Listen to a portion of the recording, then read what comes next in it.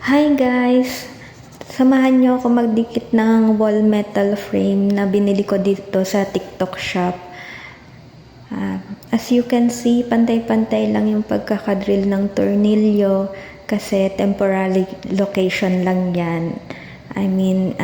Kasi under renovation pa yung bahay.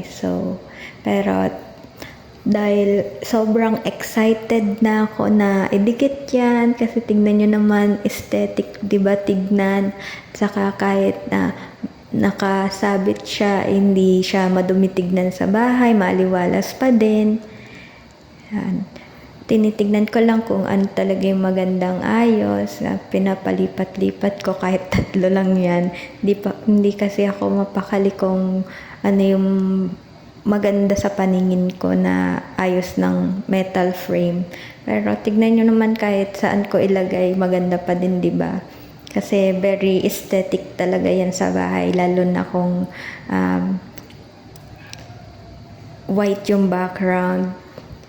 Ayan, nalilito pa ako kung saan ko pa ilalagay, palit-palit. Pero yan talaga yung pinaka nagustuhan ko na decoration sa wall. Parang yayamanin tignan. Ayun lang guys, nauubusan na ako ng sasabihin. Pero gusto ko na nga lang sound tong ilagay ko, pero gusto ko rin mag voice over para ma-improve din yung pagsasalita ko. Kasi medyo utal ako. Ayan na, natapos ko na idikit. Ayan, ang ganda, diba? Yan lang, bye-bye!